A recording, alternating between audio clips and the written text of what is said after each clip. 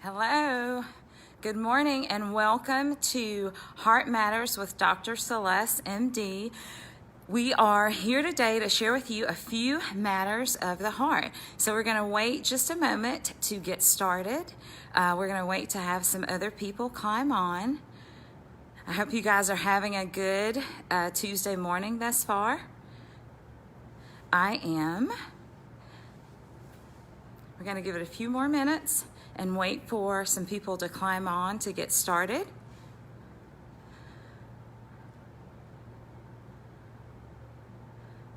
Good morning and welcome to Heart Matters by Dr. Celeste, MD. We're going to give it just a few more minutes and get ready to get started here in just a minute. Excited to share with you guys today a few matters of the heart, specifically in relation to some personal matters of mine of the heart. Again, hope you guys are having a great Tuesday morning. I'm here in Birmingham, Alabama. I am at the Torque Performance Center that's here in Birmingham off of Highway 280. Just got done doing another great cardio challenge by my trainer, Lewis Sanders, here at Torque Performance. And so just giving it a few more minutes before we get ready to get started with you guys. Good morning. Good morning. Okay, so we will go ahead and get started. Welcome and good morning, guys, and welcome to Matters of the Heart by Dr. Celeste, MD. That is myself. Just wanted to share with you guys today some matters of the heart. The heart is a very intricate organ that's responsible for several different body functions and is one of the most important things that you should condition in your body. And in lieu of that, today I'd like to share with you guys my most favorite way to get my day started, and that is to come in and challenge myself by being a part of the Torque Performance class and cardio conditioning. Some of you may know, I myself am challenged with high blood pressure. I am from a family that has a very strong history of heart disease. As a matter of fact, and I checked to make sure she's okay with it, but my mom actually has had the challenge of heart disease since she was in her 40s. She suffered with a 4-vessel bypass in her 40s, and that was at the beginning stages of when I went to medical school. And so as a result of that, heart disease and heart care is something that's always been very personal to me, and it's always been a challenge for me knowing that that is my family history, even into the point that my grandfather passed away from a sudden heart attack at the age of 43. So at that moment when I was in medical school, I began a challenge of trying to encourage and motivate patients as well as family and friends to take better care of their health and take charge of their health by actually conditioning their heart. Hi, Marcia, welcome. So sharing with you guys today how it is that I condition my heart. This is one of the main ways in which I condition my heart. I also do some cardiovascular activity outside of Torque, but this is one of the main ways that I help to condition my heart. Hi, Daphne, welcome. And part of the reason is that I know how important cardiac conditioning is in helping to prevent a heart attack. So let's talk about heart conditioning and exercise. Did you know that statistics show that 80% of Americans do not exercise on a regular basis? 80% of Americans do not. They don't make a habit of it.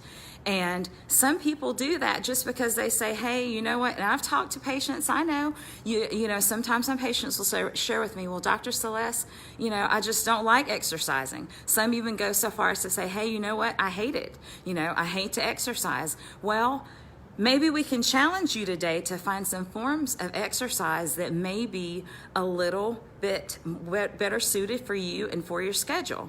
And so in that same vein, what I try to do in coming in every day and conditioning my heart is to help decrease stress levels. It helps to decrease blood pressure. You actually have a release of a chemical called an endorphin. I call them happy hormones.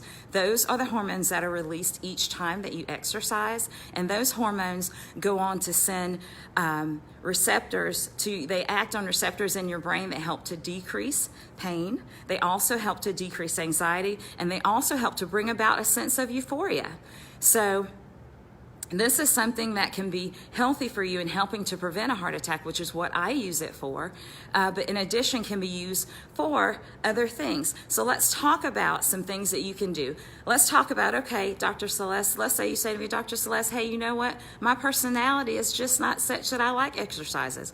So you have to examine your personality and find what is right for you. There are some people that are very social people, so that classes of exercise would be good for you, like the torque performance class. It's a very great class. There's a lot of encouragement, a lot of support, and my trainer Lewis does a great job of tailoring the workout for people that may have issues that go on. I actually have had the challenge of a broken hip and had to have knee surgery a few years ago, but he was able to get me to maintain and find ways to work around that such that I'm able to get back to my baseline of exercising and helping to condition my heart. So wherever you are, find your trainer or find someone who is a partner and can help encourage you in that way. So if you're a social person, exercise classes are great for you, like Zumba, like spin class, or like the torque class, or step class, any of those things. So let's just say, hey, you say, hey, Dr. Celeste, you know what? I'm kind of a loner. I don't really, the class thing just isn't for me. So find something that you like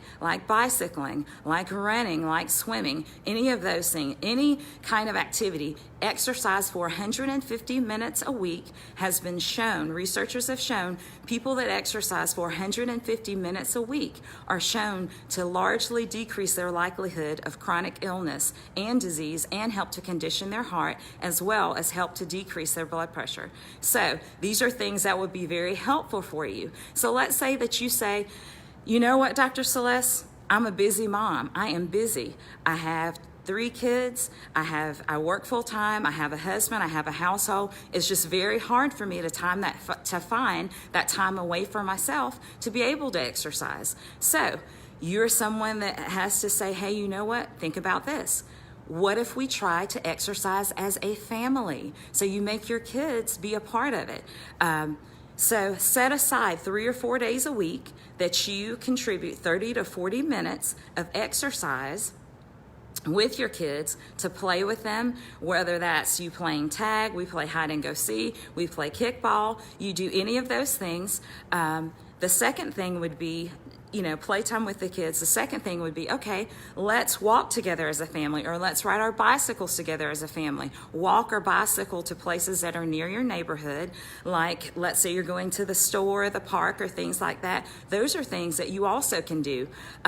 Let's just say that you have a family gathering coming up, any family holiday. If you know the family's getting together, make some activities that are centered around exercise, whether that be, hey, let's set up a hoop and play basketball, whether that is basketball, you can do skating, you can do swimming, any of those things that you all can do together as a family. There is actually also, in addition, there is something that I read once, that there was a family that would get Easter egg hunts. So for their Easter egg hunt, what they did, the little plastic eggs that you find at the time of Easter, which you can find them year-round, but as a game with the kids, what they did is put different exercise activities inside the egg, go hide the egg around the house or in the yard, and the kids are having a great time, like, oh, I got to find an egg, and whatever activity it is that you find, or the egg that you find, has an activity in it, like let's say 100 jumping jacks.